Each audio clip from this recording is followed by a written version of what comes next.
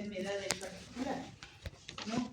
Entonces, todos estos factores tienen que estudiar. O sea, ustedes, así como sus compañeras han hecho un resumen bastante claro de todo lo que debe contemplar. Entonces, ustedes, punto por punto, tienen que ir estudiando esa enfermedad, ¿no? Al final van a tener una historia de la enfermedad que ya les va a servir para tomar decisiones, ¿no? Y entre esas decisiones habíamos dicho que tenemos que estudiar la prevalencia, cuando esta es, ¿cuánto? La prevalencia, 30%, ¿no? O mayor al 30%, eso significa que, ¿qué significa eso? Ustedes son los técnicos, a su jefe van a presentar todo este estudio de una enfermedad cualquiera, ¿no? Y van a sacar además la prevalencia. Y la prevalencia había alcanzado 30 o mayor a eso. ¿Y qué significa eso? O sea, ¿qué tienen que hacer? Tenemos que mejorar principalmente los fármacos desparasitantes para, bueno, no necesariamente en caso de una parasitasis, ¿no? Tenemos que mejorar o cambiar los fármacos de desparasitación, volver a realizar un nuevo calendario, tal vez también ver el aspecto del lugar en donde está el animal, mejorar la infraestructura y también la nutrición. Claro, ahí ya te va a dar todos los factores predisponentes, ¿no? O sea, ¿por qué se ha dado la enfermedad? Y tendrías que corregir con eso. Pero ¿qué más significaba eso a nivel de gobierno? Sí, que el gobierno tiene que tomar las medidas para controlar, porque está subiendo la prevalencia. Entonces, ¿el gobierno qué tiene que hacer? Tiene que proporcionar ya recursos, porque ya se consideraría una enfermedad tal vez que se está propagando por sí. Así es, ¿no?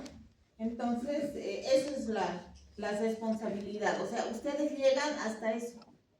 O sea, los técnicos del SENASAC, los que están encargados de epidemiología, tienen que estudiar una enfermedad, por decir, coriza. ¿Qué era la coriza? Coriza infecciosa. Es la inflamación de los párpados y eso se da en los pollos, ¿no? Entonces, si esta coriza excede el 30%, entonces el gobierno tiene que asignar recursos. ¿Para qué? Para que se controle. Yo les he dicho, uno de los grandes problemas de la coriza es la acumulación de amoníaco, ¿ya? En los galpones.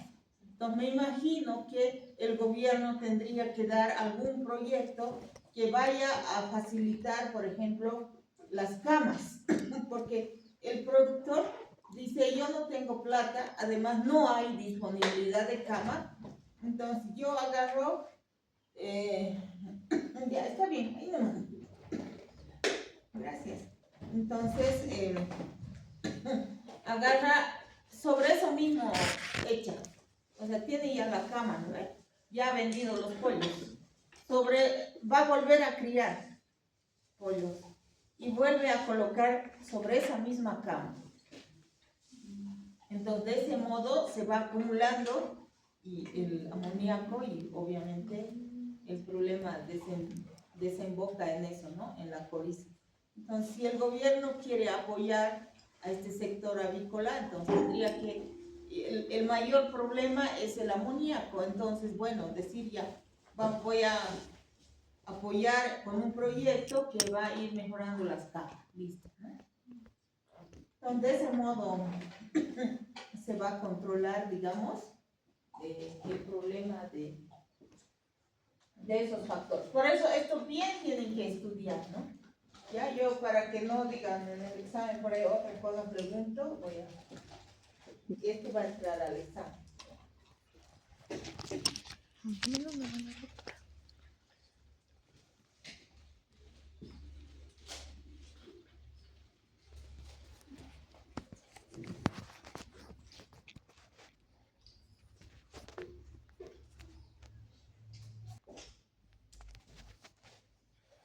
¿Qué querías hacer? Yo también, Doc. Puedes.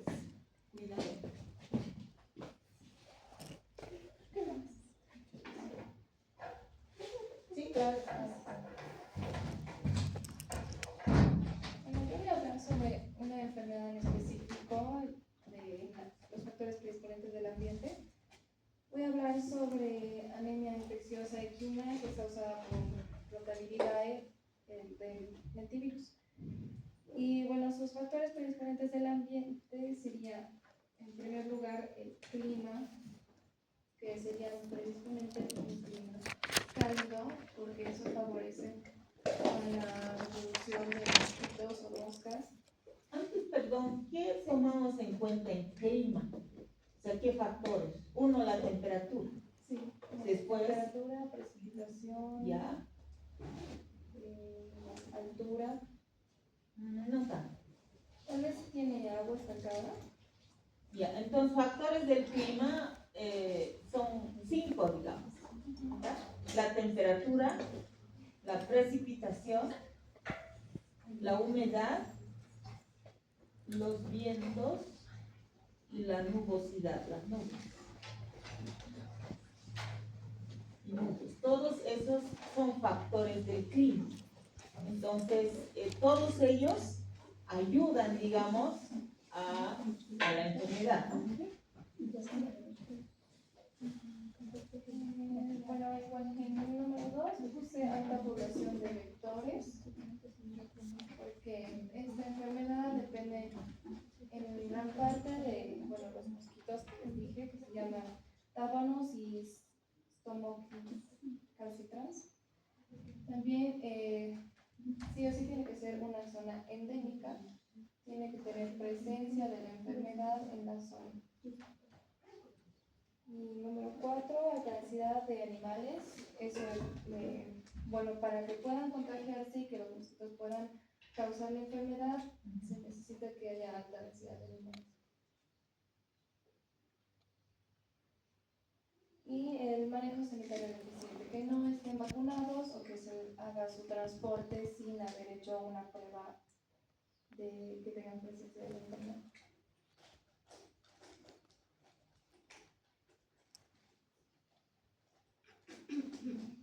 ¿Ya? Entonces, todos esos son factores del ambiente, ¿no?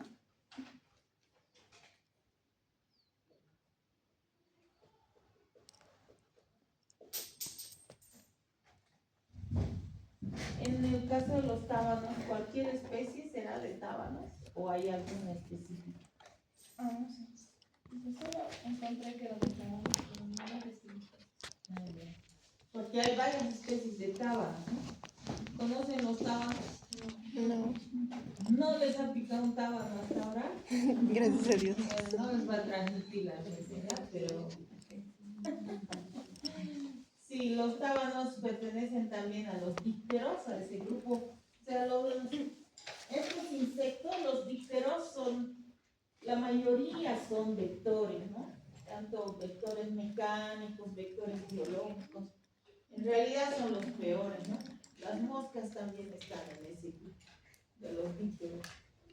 Entonces, sí, en el caso de esta enfermedad, los tábanos son los insectos más grandes, podríamos decir, que pueden consumir hasta más de 1 ml de sangre, ¿no?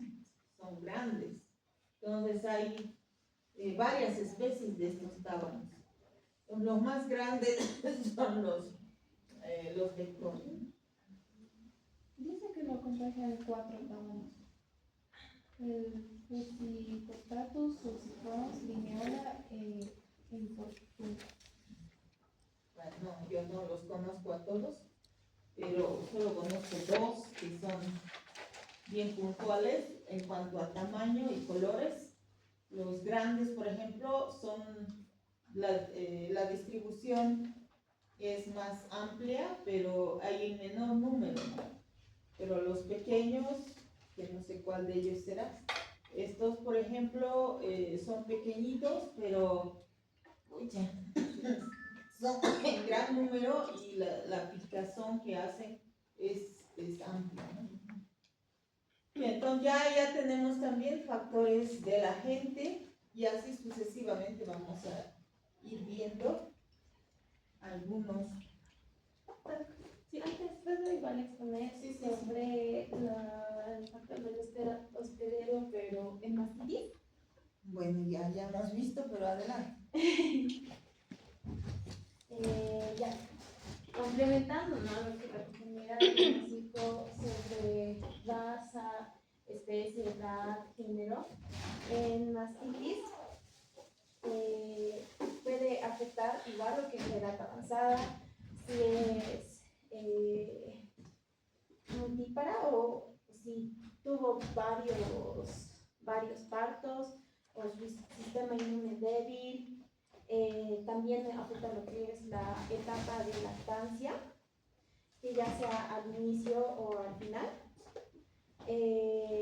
Ya sea en el inicio es el preparto, que es el momento de la mayor susceptibilidad, y también al final, que puede haber una acumulación de leche si no hay ordeño.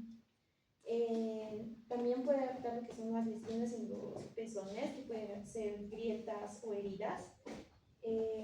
Después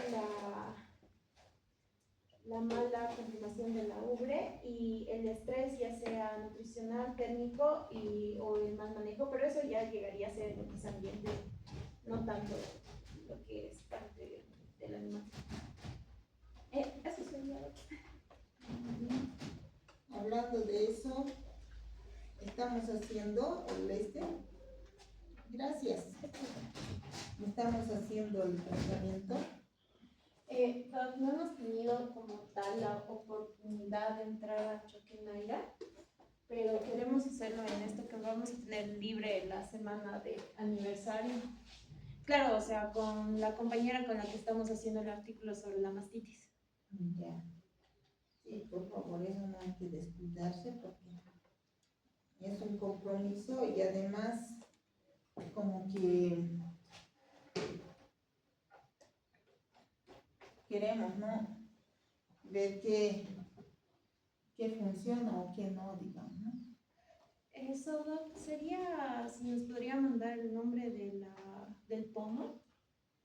No, el doctor Palma, ya han comprado, entonces se le pide nomás para Choquenaira y ya. Está bien, Doc.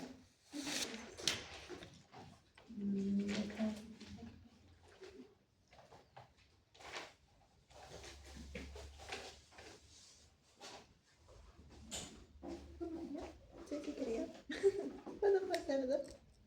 Vamos a ir pasando, no hay problema. Está bien, Doc. Doctora, de los que nos pusimos en lista de voluntarios para hacer el tratamiento de mastitis, ¿no tendríamos que coordinar? Sí. Por eso yo les decía, para que no vayan todos, digamos, a la vez, pueden ir un poco organizándose y dos, digamos, ¿no? Y hacen el tratamiento de todos, ¿no? ¿Para qué va a ir una a hacer su tratamiento? Solo sabe el número de vacas y ya. No sé si me dejo entender. De todas las personas voluntarias, deben tener cada uno su vaca. Los dos van a ir a Orja y esas dos personas hacen el tratamiento de todas las vacas. O sea, digamos, son 4 vacas. No hace el tratamiento solo de su vaca. Y no sé, después de 3 días o cuánto será que hacen la segunda aplicación, va otros 2 del otro grupo, así debería ser, ¿no? Ya.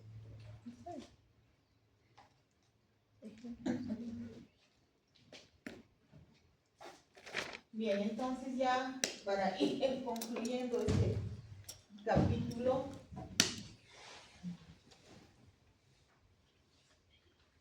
vamos a ir viendo también algunos ejemplos.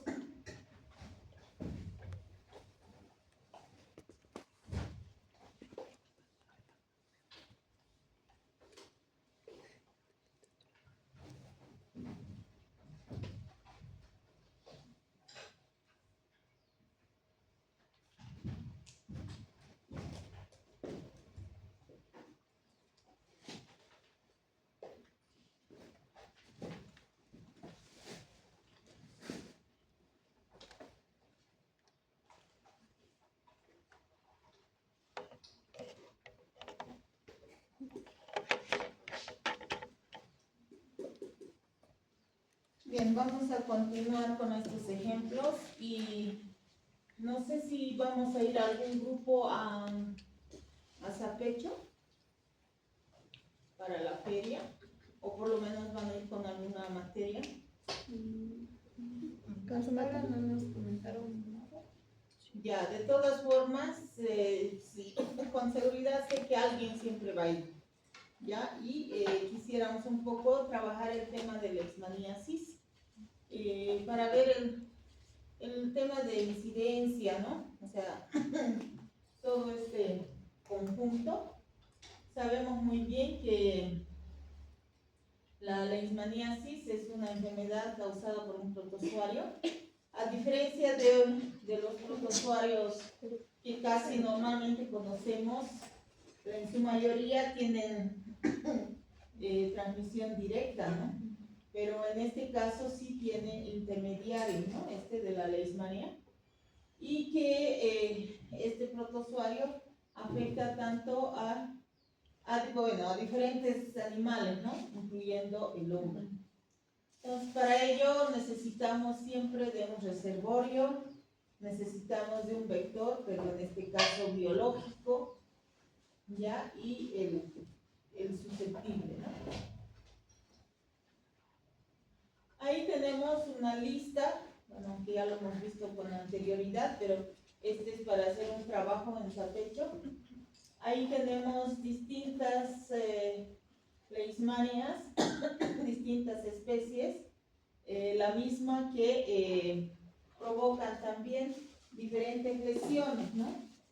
Entonces, la que afecta a los perros, ya también afecta a los humanos, o sea, la misma. Es como el de la rabia, ¿ya? El de la rabia también, habíamos dicho que son 7 cepas de la rabia y que afecta sobre todo a humanos y a los perros. Entonces aquí, por ejemplo, tenemos la infantum, que es una de las leishmanias más comunes que se ha registrado en humanos y también en perros, ¿no? En algún caso también se ha dado en equinos. Luego está la brasilensis, otra de las especies muy comunes que se puede encontrar. Entonces, la infantum, por ejemplo, provoca una leishmania visceral que, como su nombre indica, obviamente afecta a los órganos, ¿no? Las más comunes son la cutánea, que también está provocada por un infantum o por una brasilensis, ¿ya? Y la mucosa. La mucosa también afectada por un brasilensis. Entonces, en Bolivia se tiene estas dos especies más comunes, aunque algunos también hablan de la amazonensis, ¿ya? Como especie presente en nuestro medio. Ahí tenemos, ahí está la infantum, ¿no? Que provoca esta lesión. Esta también es la más común en los perros, ¿ya? En los perros se va a encontrar la cutánea, que se da a nivel de la puntita de la nariz. Es el lugar más común de esta infantum, ¿no? Entonces, por eso en Zapecho yo quisiera que hagamos un recorrido en el pueblo para poder observar cuántos de los perros que se ha observado presentan estas lesiones cutáneas, ¿ya? Entonces esa sería nuestra tarea. Entonces, cuando tenemos problemas cutáneos, casi siempre aparecen en lugares menos accesibles, o sea, a veces en el codo, ya en algunas articulaciones, ¿no? La mucosa, esta brasilensis, afecta más a los cartílagos. Es por eso que, como ven en la foto, estas fotos son de aquí, del Hospital General, y ataca más al cartílago de la nariz y de la lengua, ¿no? Esta muy poco se ha visto en perros, pero hay y la visceral, ¿no? La visceral que ataca más a los niños y a las personas con inmunidad baja.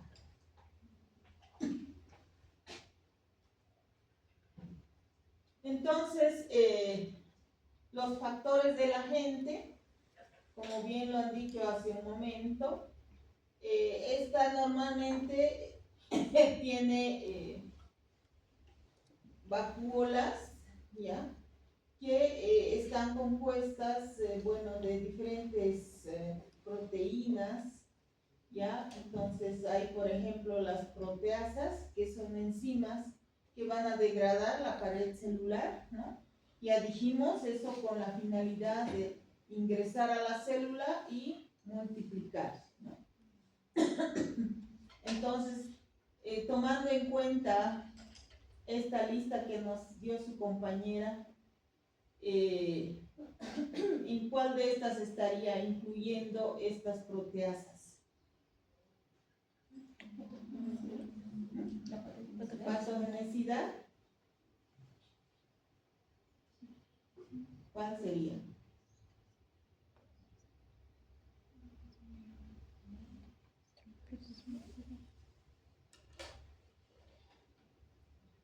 ¿Sería el tropismo?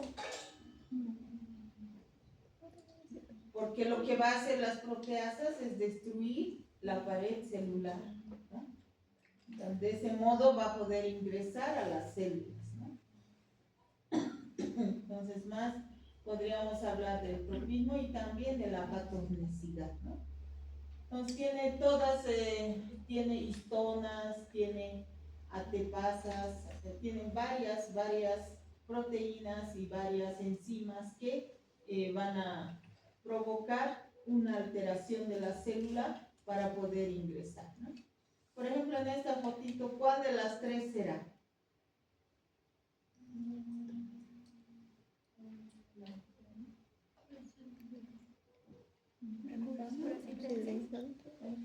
Sí, pero si es cutánea, mucosa o visceral. Cutánea. Está atacando cartílago ya. ¿Ya? Entonces, mucosa. Pocas veces se ve, pero existe. ¿Ya? No sé si en Sapecho, yo la verdad no he visto ninguna mucosa, pero sí las cutáneas. Entonces, esa es la capacidad que tiene el agente. En cambio, el hospedador también, como bien lo ha dicho su compañera, está en función de la raza. ¿Ya? Las razas de mayor tamaño son las más propensas, las más susceptibles a contraer la enfermedad. También está la formación del pelo. ¿Ya? Las razas que tienen un pelo más largo también son propensas, ¿no?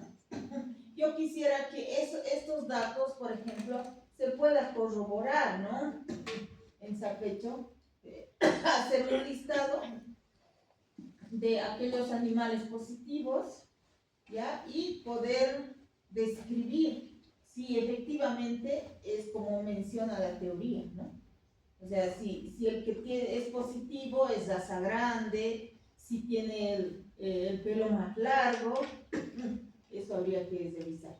En el tema de sexo, del mismo modo, los machos son más susceptibles a contraer la enfermedad. Eso me imagino no debe ser muy intrínseco, o sea, no es por un factor de género, sino que más debe ser de ambiental, de contacto que tiene el perro. El macho siempre sale, va buscando a las hembritas cuando están en celo, entonces tiene más contacto, ¿no? Y más que eso, también allá en los yungas hay los perros cazadores, ¿no? ¿Alguien sabe qué es un perro cazador? César, me lo la política. Los entrenan para cazar una especie en particular. Como usted nos dijo, les pueden dar sus vísceras para que ellos acostumbren ese olor y Sí. busquen al animal. Entonces es el perro cazador. Entonces, normalmente son machos. ¿ya? O sea, los que los adiestran para que ésta vaya al monte y pueda cazar un animal silvestre. Y la mayoría de los animales silvestres que cazan son, pues en este caso, reservorios. Entonces, por eso que tiene mayor exposición. La edad, del mismo modo, animales menores a 1 año y mayores a 8. Ya, entonces, algunas de las razas aquí ya te mencionan, ¿no? Entonces, todas estas variables debemos corroborar, ¿ya? Quienes vayan a ir a hacer. Entonces ya dijimos de la edad, menores a 1 año y mayores a 8. Esto por el mismo hecho del grado de susceptibilidad que tiene con respecto a inmunodepresión, ¿no? Lo mismo ya hablamos de sexo, los machos, y obviamente estos serían las razas más susceptibles a esta enfermedad. Con respecto al tamaño, del mismo modo ya dijimos los grandes, ¿no? Las razas grandes. Las lesiones que pueda causar en el animal, en su mayoría siempre son renales. ¿Qué voy a hacer con el perrito que es positivo a Leishman? ¿Qué prueba voy a pedir si quiero ver daño renal?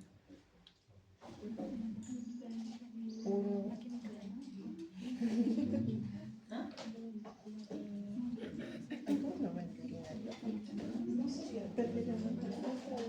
Sí, un perfil renal, pero ya eso es un poco más grande. Yo tengo que pedir una prueba para saber si hay daño. O sea, en otras palabras, el perfil renal es cuando ya sabes que hay daño hepático. Renal. Entonces, tú vas a pedir más pruebas, ¿no? Pero es como la mastitis. Una prueba rápida es la que han hecho ustedes, ¿no ven? El test. Entonces, con esa prueba, tú sabes cuáles son positivos, pero eso no es todavía totalmente seguro, ¿no ven? Tienes que hacer una prueba de laboratorio para estar seguro cuál es la bacteria que está afectando. O es como la brucelosis. Las pruebas rápidas de Bruselas, ¿qué hacen? ¿Dónde colocan la prueba? ¿Dónde se coloca? Yo tengo ahorita 100 vacas y les voy a hacer la prueba de brucelosis. Para estar seguros cuáles tienen brucela. ¿Qué hago?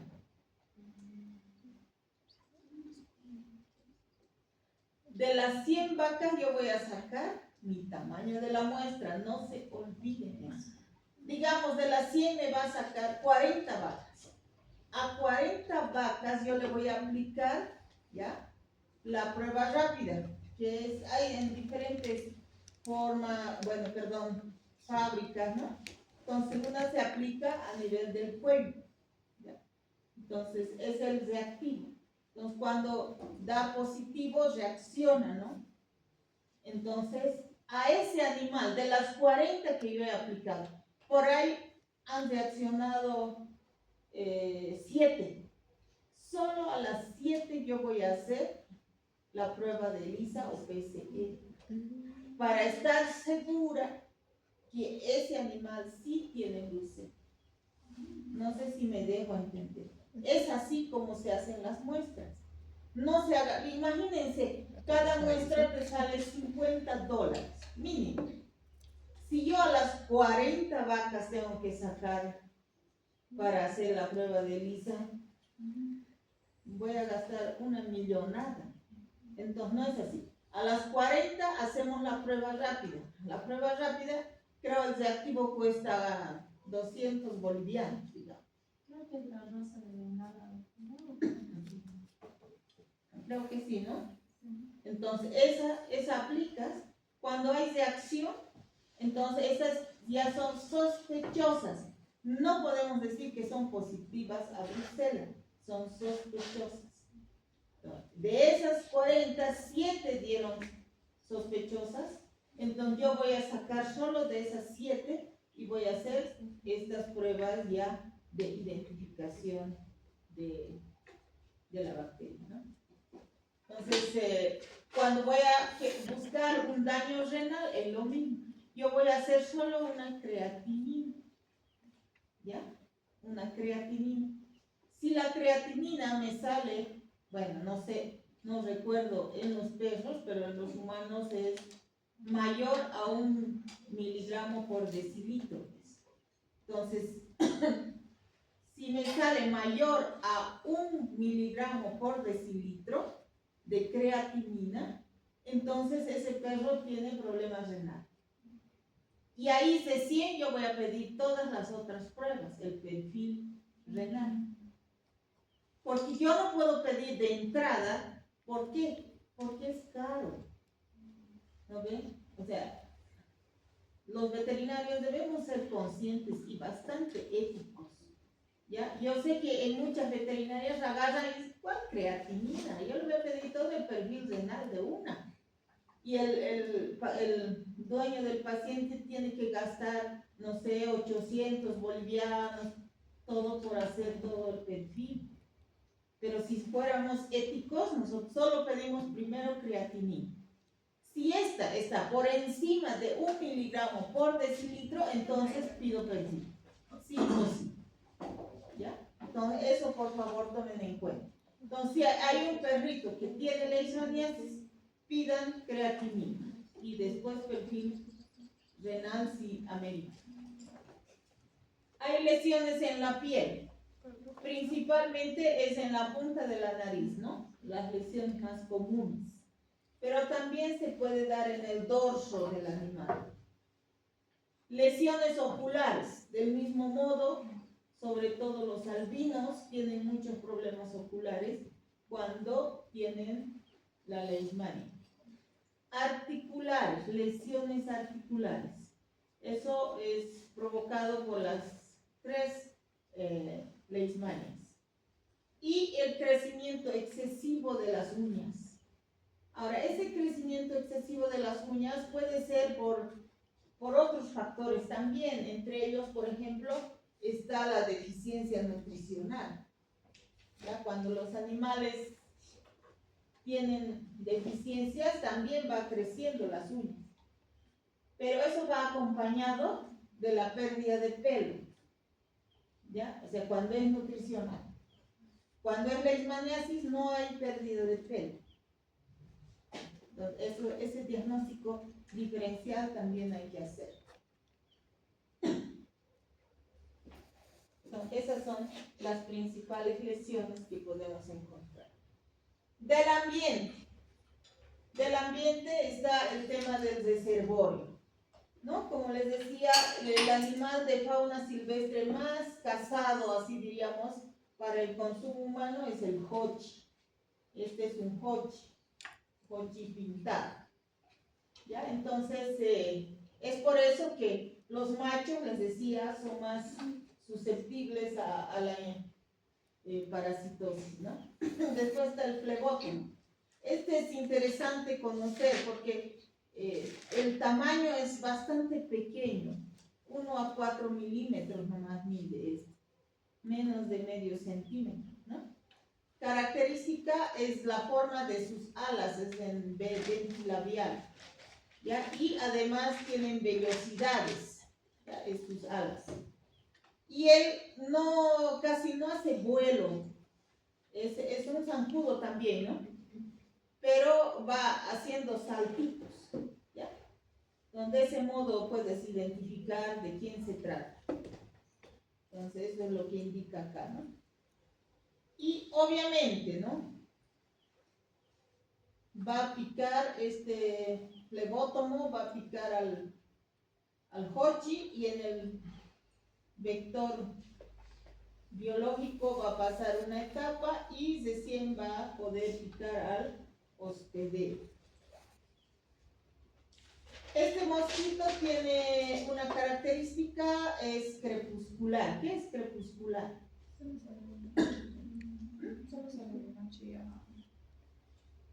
Ah, si es de noche sería nocturno. Crepuscular, ¿qué es? Al amanecer o al anochecer, ¿ya? Entonces siempre está desde 5 de la mañana hasta 8 de la mañana y de 5 de la tarde a 8 de la noche. Entonces, esos son sus horarios, marca el biométrico y sale, ¿no?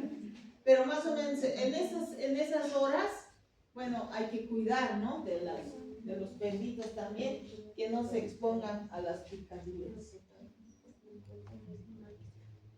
El reservorio, aquí está su lesioncita, miren, bien redondita, ¿no? Eso es lo que vamos a ver en Zapecho. O sea, buscar estos perritos que tengan esas lesiones.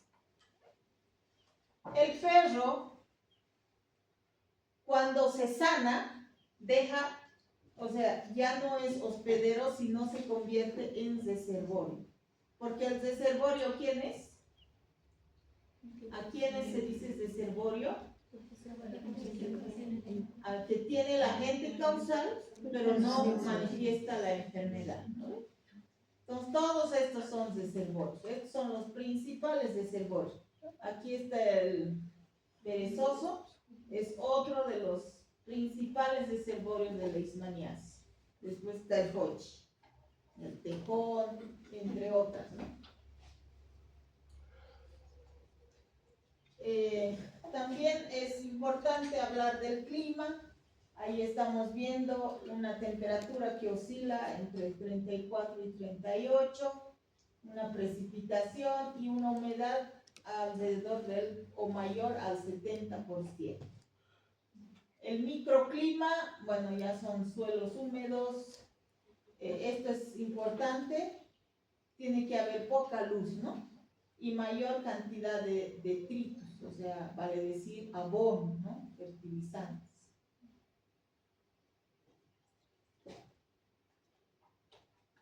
Ahí también hacen estudios de acuerdo a la temporalidad, en qué épocas del año se manifiesta mayor la leishmaniasis, casi siempre en épocas donde la temperatura es mayor.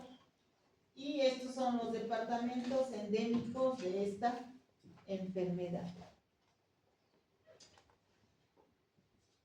¿Cómo prevenir? En Bolivia casi no tenemos medidas preventivas porque es costoso.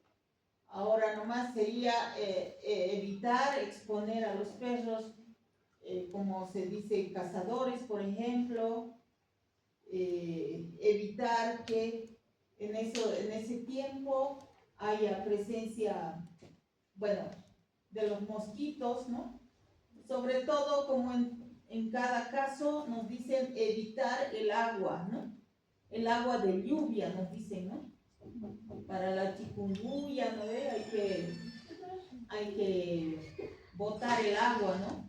No tener agua estancada. ¿Por qué es eso? ¿Qué pasa con el agua estancada? ¿Ahí depositan los huevos? De la chikungunya. Ahí depositan los huevos, ¿no? Todos los adultos, y de ahí crecen las larvas y el ciclo va a continuar, ¿no? No solo en otros países, claro, hay repelentes exclusivamente para perros, hay vacunas, hay todo, ¿no? Pero en Bolivia no tenemos nada. ¿Ya? Entonces, lamentablemente es así.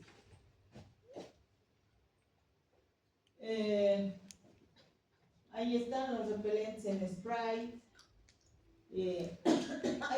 Lo único que podemos hacer nosotros es mejorar el sistema inmune de los animales. O sea, esto significa darles buena alimentación, sobre todo hablando de algunos ácidos grasos esenciales. ¿Cuáles son? Algún ácido graso esencial. El linolénico y el linoleico, o sea, el omega 3 y el omega 6. ¿Ya? Esos son ácidos grasos esenciales. Entonces, a los perritos hay que darles también en cierto momento las semillas de girasol, ¿no? No es que ustedes nomás se lo coman solo.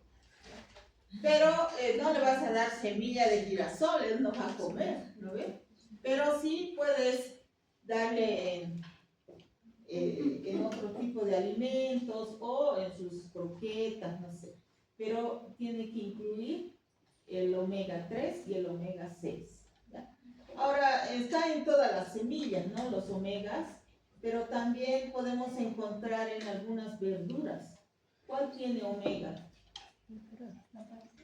La palta, la espinaca. Bueno, tampoco van a comer eso, ¿no? Los perros, pero en el caso de espinaca, en una sopa, yo creo que sí.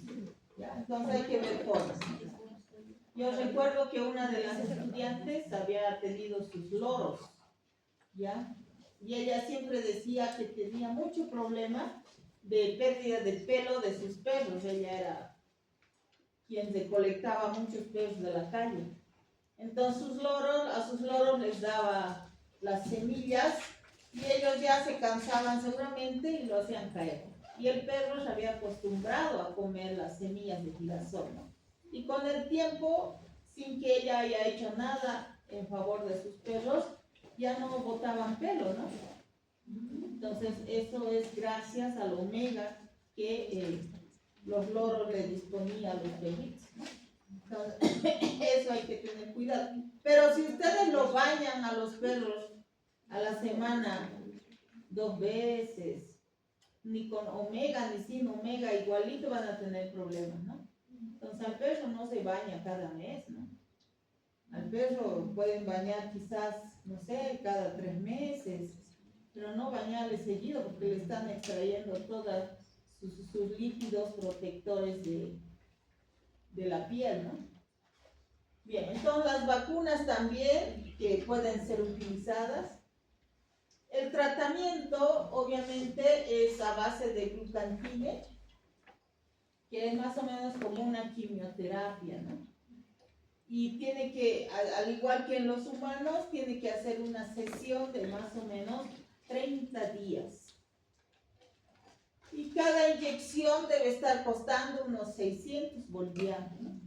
Entonces tendría que utilizar unos 30 inyecciones. Entonces colocar eso en el animal, encima que tiene un alto costo, entonces no es factible hacer el tratamiento en los perritos, lamentablemente.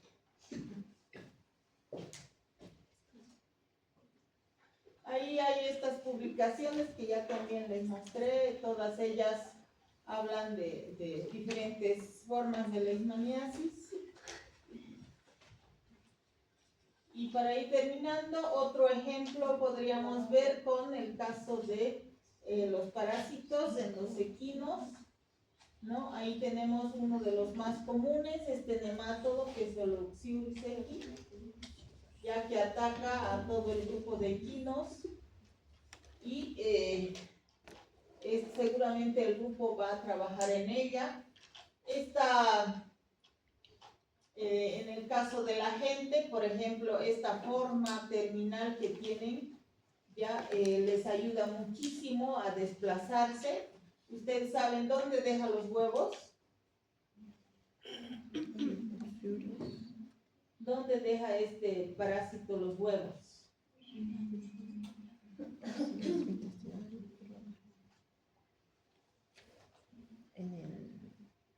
En el recto, ¿no? En el recto, para que salga. Entonces hasta ahí va a viajar, hasta el recto. Por eso tiene estas estructuras, ¿no?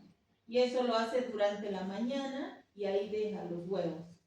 Por eso las personas que tienen plurito deben tener este parásito, o como los perritos que se van arrastrando su traserito, esos también tienen Oxyurus, ¿no? Entonces, esa es su facilidad que tiene, ¿no?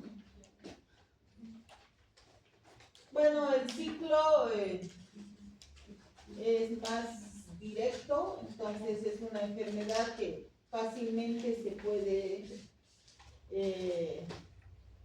proliferar, ¿no? En los equinos en general. Por si acaso, el Oxyurus de humanos es otro, el de perros también, ¿no? Entonces se desplazan, dice, hasta la región perianal, donde colocan los huevos.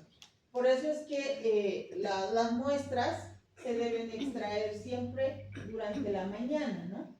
Es más, se pone un scotch, ¿no? En el ano para que los huevos se llenen al scotch y después listos para ser evaluados en laboratorio, ¿no? O sea, 5 de la mañana más o menos, también marcan biométrico, ¿no?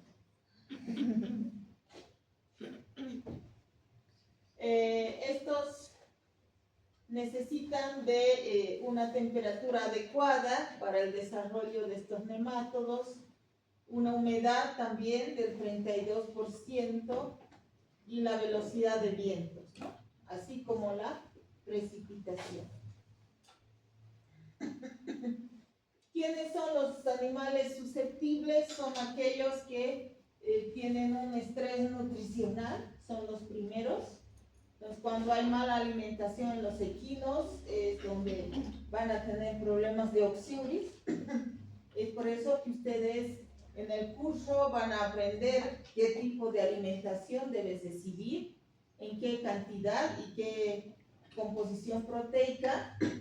Normalmente los herbívoros consumen hasta 24% de proteína, pero en algún caso puede ser mayor en los equinos, más del 24%.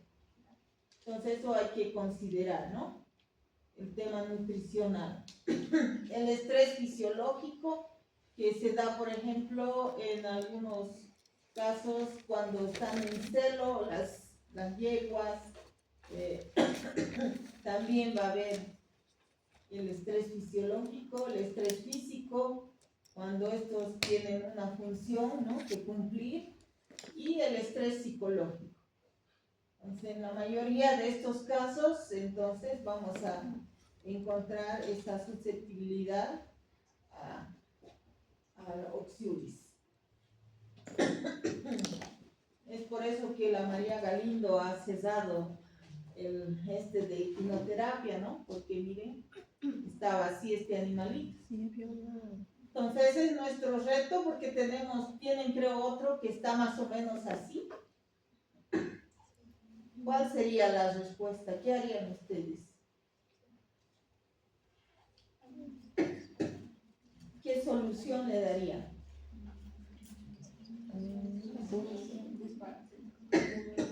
Buscar por qué estás Ya, entonces a la vuelta del break, por favor, las ideas para que siga firmando, ¿no? ¿Ya? ¿Qué haríamos en este caso? ¿Cuál sería la recomendación desde el inicio, ¿no? Entonces la raza es un factor predisponente a oxiuris. Normalmente más las líneas livianas se llaman así, las líneas que son más de carrera, caballos de carrera, son los más susceptibles.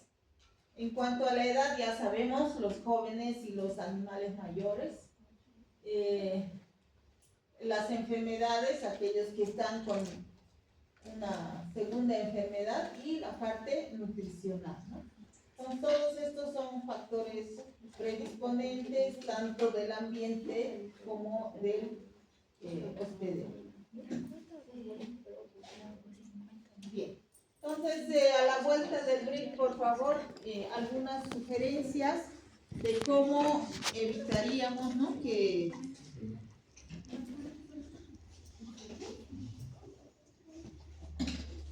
cómo evitar